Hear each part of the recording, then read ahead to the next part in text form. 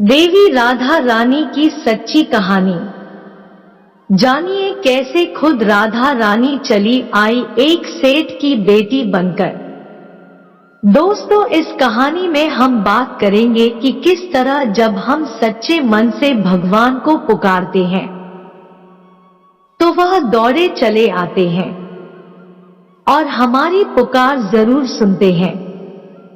दोस्तों, भगवान को भी अपने एक सच्चे भक्तों की उतनी ही जरूरत होती है जितनी हमें भगवान की। तो आज मैं आपको बताऊंगी कि अगर आपके जीवन में किसी चीज का अभाव है तो उसकी जगह भगवान का भाव प्रकट करके आप जीवन से उसकी कमी दूर कर सकते हैं और आपकी परेशानी बहुत जल्दी माफ हो जाएगी। तो दोस्तों, आज हम बात करते हैं कि किस तरह बरसाना गांव में एक सेठ की पुत्री बनकर खुद राधा रानी आई। दोस्तों, एक बार की बात है, बरसाना गांव में एक सेठ रहता था जो बहुत धनी था। उसके 3 पुत्र थे परंतु उसकी कोई पुत्री नहीं थी। कुछ समय पश्चात उसकी पत्नी का देहांत हो गया और सभी पुत्रों की शादी हो गई। सभी पुत्र अपने अपने कार्य में व्यस्त रहने लगे, अपने बच्चों में। अपने पत्नी के साथ सेठ के दिल की बात सुनने वाला कोई नहीं था। सेठ को शुरू से ही इस बात का बहुत दुख था कि उसकी कोई पुत्री नहीं है, लेकिन अब उसकी पत्नी की मृत्यु के बाद उसको यह दुख और सताने लगा और वह इस बात को लेकर परेशान रहने लगा कि उसकी कोई पुत्री नहीं है। एक दिन एक महान पंडित उसके घर पर आए और उसे दुखी देखकर उसने पूछा कि तुम्हें किस बात की परेशानी है, तुम क्यों दुखी हो। तो उसने अपना दुख का कारण पंडित को बताया कि कोई मेरी पुत्री नहीं है, इस वजह से मुझे अपने जीवन में यह अभाव रहता है कि मेरी कोई पुत्री क्यों नहीं है। तो वह पंडित उसको कहता है, लोग, यह भी कोई परेशानी की बात है। तुम राधा रानी को अपनी बेटी मान लो। हमारे जीवन में जिस चीज की कमी होती है उसको भगवान ही पूरा कर सकते हैं। परेशान होने से क्या होगा, तुम राधा रानी को अपनी बेटी मानो और उससे अपने दिल की बात किया करो, देखना तुम्हें यह अभाव कभी नहीं सताएगा। सेठ को पंडित की यह बात अच्छी लगती है और वह ऐसा ही करता है।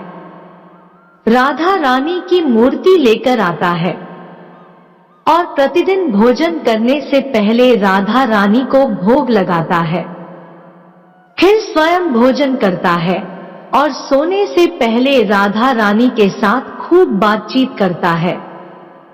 ऐसे ही करते करते वह दिल से राधा रानी को अपनी बेटी मानने लगा और वह भूल ही गया कि उसकी कोई बेटी नहीं है।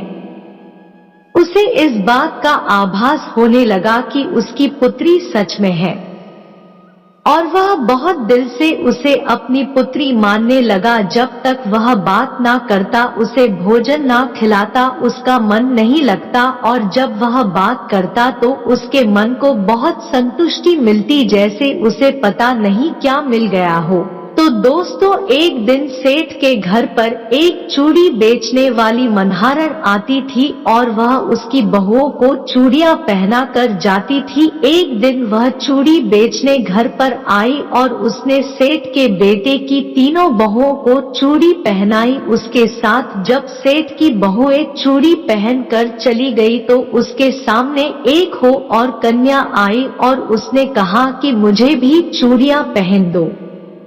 चूड़ी वाली ने सोचा कि शायद सेठ के घर पर कोई मेहमान आई है, तो उसने उसको भी चूड़ी पहना दी। उसके बाद वह चूड़ी वाली सेठ से पैसे मांगने सेठ की दुकान पर पहुंची और बोली कि चूड़ी के पैसे दे दो, और उसने पहले से अधिक पैसे मांगे तो सेठ ने कहा कि तुमने चूड़ी का दाम बढ़ा दिया है।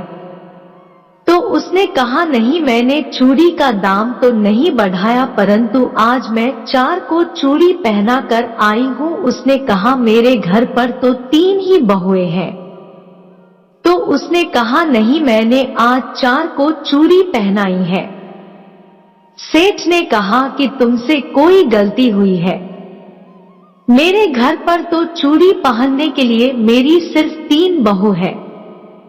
तो उसने 3 के पैसे चूड़ी वाली को दे दिए और चूड़ी वाली भी बिना कुछ कहे पैसे लेकर अपने घर चली गई। रात को सेठ घर आया और हमेशा की तरह राधा रानी को भोग लगाकर और खूब सारी बातें कर सो गया। उस दिन रात को सेठ के सपने में राधा रानी आई और कहने लगी, बाबा, तुमने चूड़ी वाले को मेरी चूड़ी के पैसे क्यों नहीं दिए? जब तुम मुझे अपनी बेटी मानते हो तो तुमने मेरी चूड़ी के पैसे क्यों नहीं दिए? और ऐसा कहकर एक लाडली बेटी की तरह रोने लगी। यह सब देखकर सेठ की आंख खुल गई और वह भी रोने लगा। जब सुबह हुई तो वह चूड़ी वाली के घर गया और बहुत सारी स्वर्ण मुद्राएं उसके पैरों में रख दी और उसने बताया कि तुम कल सच बोल रही थी, तुमने कल 4 को ही चूड़ी पहनाई थी। मैंने राधा रानी को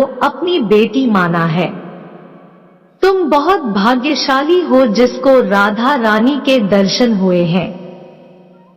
मैं इतने दिनों से उनके दर्शन को तड़प रहा हूँ और तुमने एक बार में ही उनके दर्शन कर लिए। यह बोलकर रोने लगा और बोला कि तुम्हें चूड़ी का जो भी दाम चाहिए मुझसे मांग लो। यह सुनकर मनहरण के आंखों में भी आंसू आ गए और उसने मन में सोचा, जब मुझे खुद राधा रानी के ही दर्शन हो गए हैं तो इससे ज्यादा मुझे और क्या चाहिए। और उसने सेठ के सामने हाथ जोड़कर कहा कि तुम्हारी वजह से मुझे राधा रानी के दर्शन हुए हैं, जिससे मेरा यह जीवन सफल हो गया, मुझे कुछ नहीं चाहिए। तो दोस्तों, देखा कि जब हम भगवान को दिल से पुकारते हैं, उनकी पूजा अर्चना करते हैं, तो वह कैसे हमारे पास दौड़े चले आते। आशा करती हूँ आपको यह कहानी बहुत अच्छी लगी होगी और आप भी अगर किसी वस्तु को लेकर परेशान हैं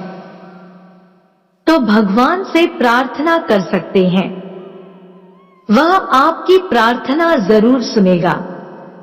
मित्रों, यह कहानी आपको कैसी लगी कमेंट बाद में जरूर बताइएगा। वीडियो अच्छा लगा हो तो वीडियो को लाइक और शेयर करें, चैनल को सब्सक्राइब कर ले। धन्यवाद।